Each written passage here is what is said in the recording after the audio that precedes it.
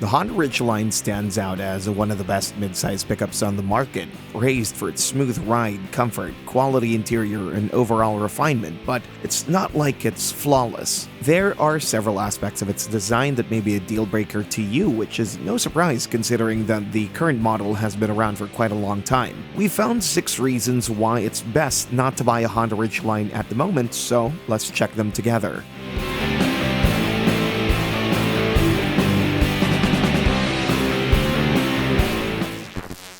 Number 6. High price. This is one of the key reasons why the Ridgeline isn't the ideal choice in the midsize truck segment. With class-leading ride quality, lots of standard equipment, and a smooth V6 engine in mind, we could argue if it's worth the money. But still, there's a lot of ringing in your ears when you hear that the base models go way over $40,000. Yes, all-wheel drive is standard, but that doesn't change the fact that most rivals are significantly cheaper and typically start in the low $30,000s. For comparison, the base Toyota Tacoma starts at around $33,000. The Ford Ranger usually costs around $34,000 at its base variant. Practically, the model that gets closest to the Ridgeline in terms of price is the Jeep Gladiator, priced a bit over $38,000. If we put it in the same batch compared with the other unibody pickups, the difference becomes even more drastic, considering that the Ford Maverick still starts under $25,000, while the Santa Cruz is priced at around $28,500. And when we go to the upper trim levels, things are even worse because the price tends to jump pretty fast. More expensive versions add more standard equipment, new styling details, and things like that, but the mechanical aspect and core design of the pickup remain the same. At the same time, the price jumps quickly, with range-topping versions getting pretty close to the $50,000 mark. Number 5.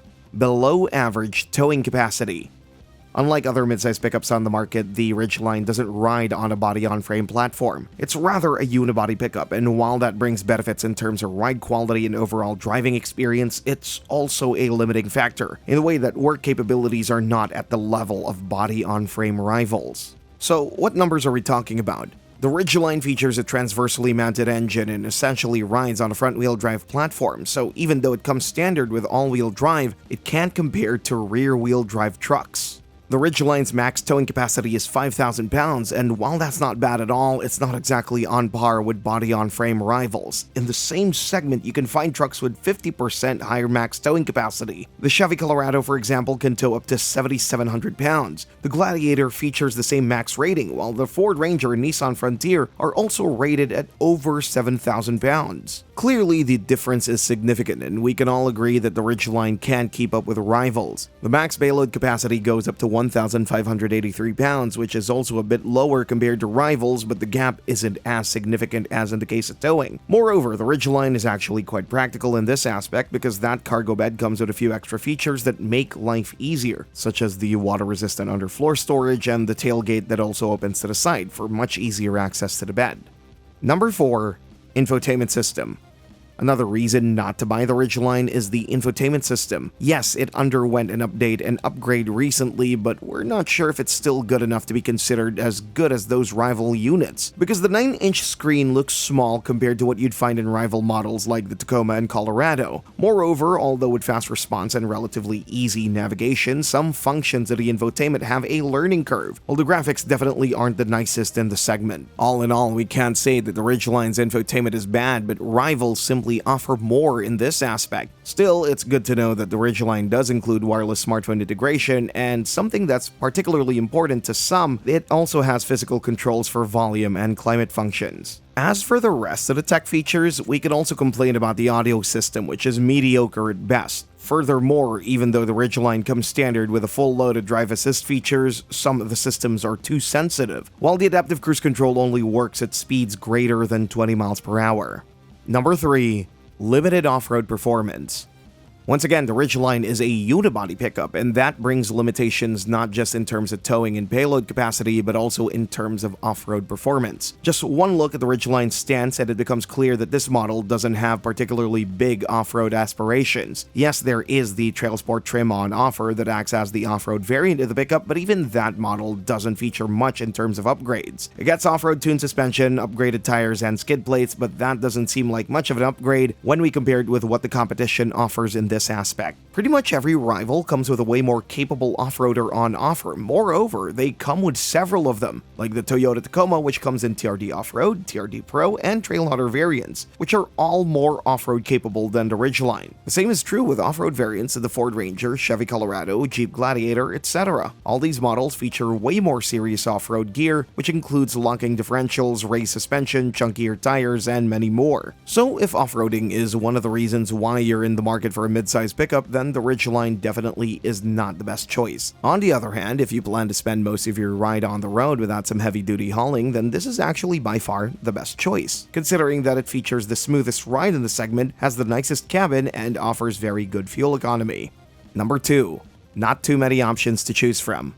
In many ways, the Ridgeline is an excellent pickup. It's smooth, refined, and loaded with standard equipment, while its V6 engine is known for a great mix of durability, reliability, and performance. Still, the problem many have with Honda's pickup is that there aren't many options to choose from. Yes, there are a few trim levels on offer, each unique in its own way, but still, we wish there could be more configurations on offer. Unfortunately, the only configuration you can get is the crew cab model with a short 5-foot bed. Clearly, the focus is on comfort and convenience, but to be honest, this is a broader trend in the segment, as most other midsize pickup trucks also come exclusively in this configuration. Practically, the only models that are available with smaller cabins and longer beds are the Toyota Tacoma and Nissan Frontier. The Ford Ranger, Chevy Colorado, GMC Canyon, and Jeep Gladiator all come exclusively in crew cab short bed configurations, which doesn't make them particularly great for more utilitarian tasks. The same thing with the powertrain. The Ridgeline comes with a single engine on offer, the good old 3.6-liter V6 that puts out 280 horsepower and 262 pound-feet of torque. It's capable, smooth, and refined, but still, Honda doesn't give much choice, which isn't the case with most competitors. Direct rivals like the Tacoma and Ranger come with multiple powertrain options, while even compact unibody rivals like the Maverick and Santa Cruz come in 2 variants each, catering the needs of both those looking for affordability and efficiency and those looking for better performance.